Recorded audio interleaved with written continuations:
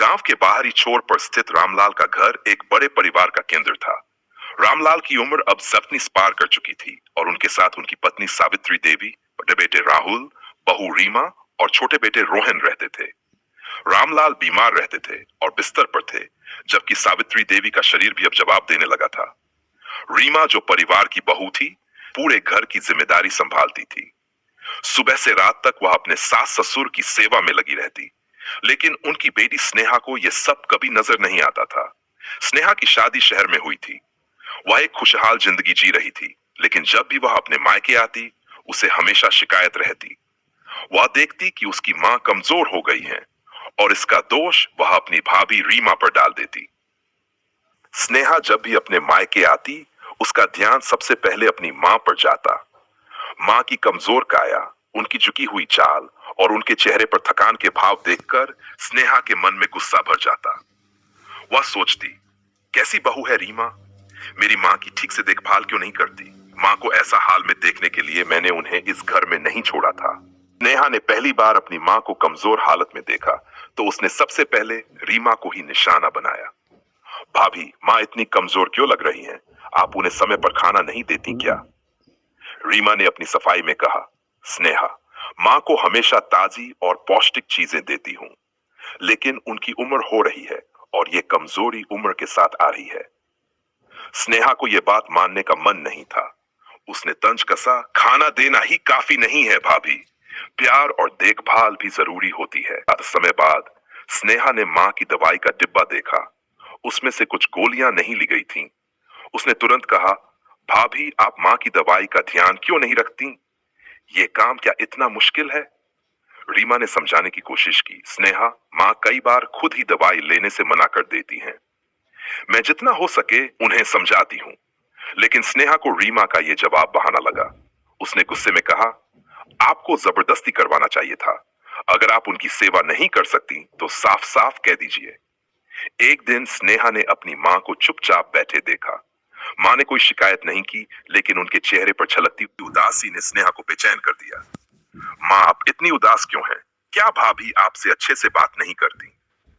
सावित्री देवी ने धीरे से कहा, नहीं बेटी, ऐसा कुछ नहीं है। रीमा मेरा हर काम करती है। मैं बस अब अपने शरीर की कमजोरी से परेशान हूं। लेकिन स्नेहा को लगा कि मां कुछ छिपा रही है। उसने फिर रीमा को दोषी ठहराया। भाभी, मां से अच्छे से बात किया करिए, उन्हें अकेलापन महसूस होता है। क्या आप उन्हें थोड़ा भी समय नहीं दे सकती? बार जब स्नेहा ने देखा कि मां का कमरा थोड़ा अस्त व्यस्त था, तो उसका गुस्सा फिर से फूट पड़ा। भाभी, मां का कमरा ऐसा क्यों है? आप उनका ध्यान बिल्कुल भी नहीं रखती। उनका कमरा हमेशा साफ सुथरा रहना चाहिए। क्या आप उनकी स्थिति देख नहीं सकती? रीमा ने शांति से जवाब दिया, स्नेहा, मैंने सुबह ही कमरे की सफाई की थी। मां ने बाद में कुछ चीजें अपनी सुविधा के लिए इधर उधर कर दी। मैं दोबारा जाकर ठीक कर दूंगी। लेकिन स्नेहा के मन में यह बात बैठ चुकी थी कि रीमा मां की देखभाल में पूरी तरह लापरवाह है। मां के चेहरे पर छलकते तनाव को देखकर स्नेहा का धैर्य जवाब देने लगा। उसने एक बार फिर भाभी पर ताना मारा, भाभी, मां को हर वक्त इतना परेशान क्यों देखती हूं? क्या आप उन्हें आराम नहीं देती? उनकी मानसिक स्थिति का ख्याल रखना भी आपकी जिम्मेदारी है। रीमा ने समझाने की कोशिश की, स्नेहा, मां को उनकी पुरानी यादें सताती हैं। मैं उनसे हर दिन बातें करती हूँ और उनकी परेशानियां समझने की कोशिश करती हूँ, लेकिन कुछ चीजें समय के साथ ही ठीक होती हैं। स्नेहा को रीमा की बातें न तो समझ में आईं, न ही उसने उन्हें समझने की कोशिश की। उसे यकीन था कि रीमा अपनी जिम्मेदारियों को ठीक से नहीं निभा रही है। स्नेहा के दिल में यह बात घर कर चुकी थी कि उसकी मां की स्थिति के लिए पूरी तरह रीमा जिम्मेदार है। वह बार बार अपने भाई राहुल को कहती, भैया, भाभी मां की देखभाल ठीक से नहीं करती। आपको उन्हें टोकना चाहिए। मां को इस तरह तड़पते देखना मुझसे नहीं होता। राहुल हमेशा शांत रहते और अपनी बहन को समझाने की कोशिश करते। स्नेहा, रीमा पूरे घर का ख्याल रखती है।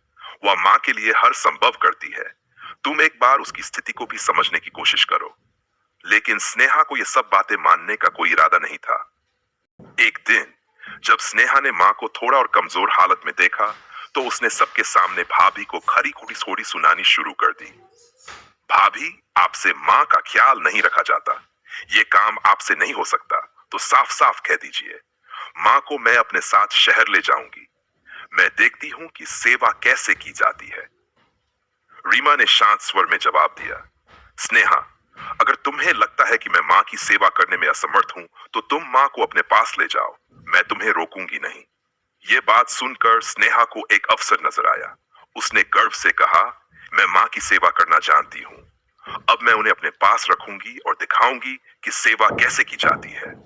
स्नेहा ने माँ को अपने साथ ले जाने का फैसला कर लिया, लेकिन उसने जो जिम्मेदारी अपने कंधों पर ली थी, वह केवल कहने में आसान थी। रीमा चुपचाप खड़ी रही।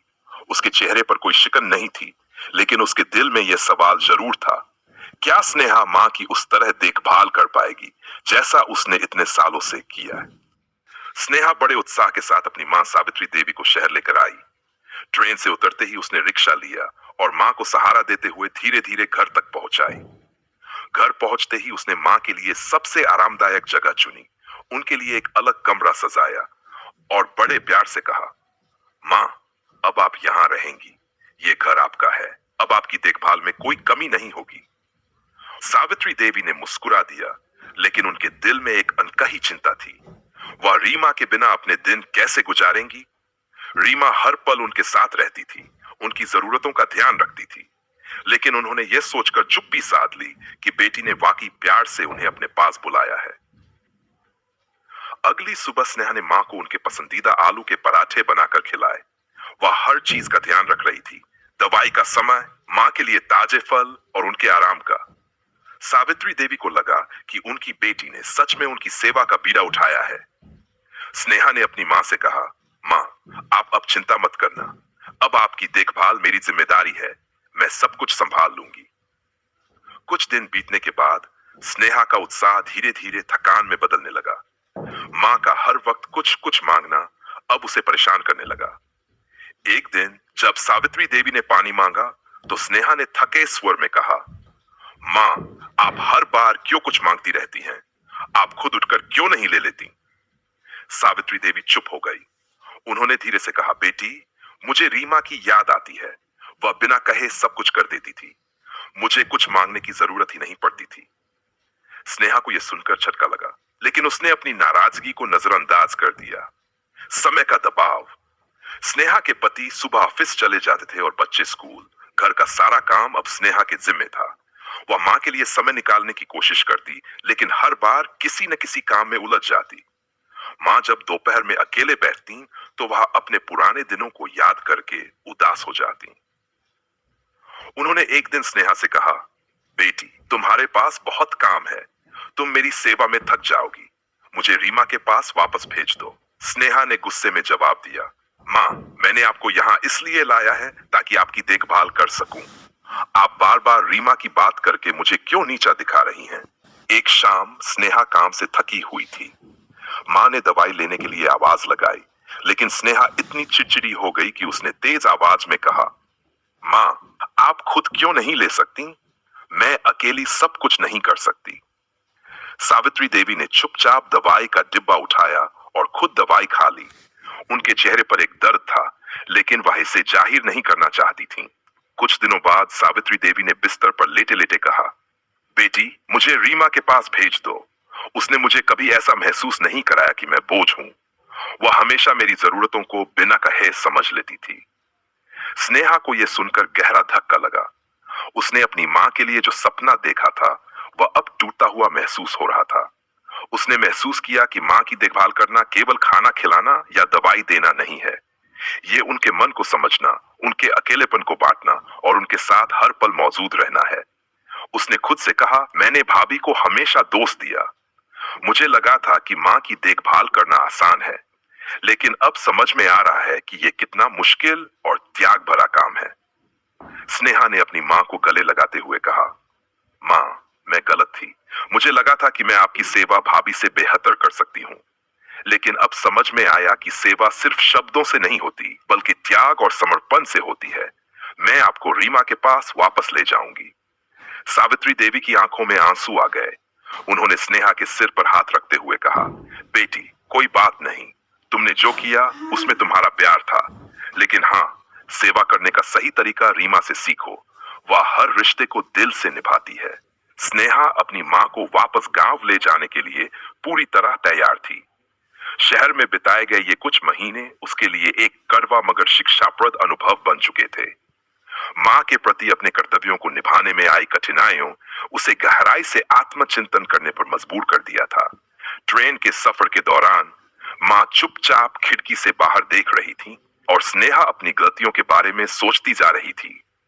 उसने माँ का हाथ पकड़कर धीरे से कहा, माँ, मैं जानती हूँ कि मैंने आपको यहाँ लाकर बड़ी गलती की। मुझे हमेशा लगता था कि भाभी आपकी देखभाल ठीक से नहीं करती, लेकिन अब समझ आया कि उनका त्याग और धैर्य कितना बड़ा है। मैं अपने शब्दों के लिए शर्मिंदा हूँ। सावित्री देवी ने प्यार भरे स्वर में कहा, बेटी, इंसान गलतियों से ही सीखता है। तुमने जो किया उसमें तुम्हारा प्यार और मेरी चिंता झलकती थी। यह एहसास ही काफी है। गांव पहुंचते ही रीमा ने स्नेहा और मां को दरवाजे पर खड़े देखा। वह तुरंत दौड़कर आई और स्नेहा के हाथ से मां का सामान ले लिया। मां जी, आप कैसी हैं? मैंने आपको बहुत मिस किया, रीमा ने भावुक होकर कहा। मां ने हल्की मुस्कान के साथ रीमा का माथा चूमा और कहा, मैं ठीक हूं, लेकिन तुम्हारे बिना यह वक्त थोड़ा मुश्किल था। रीमा ने स्नेहा की ओर देखा।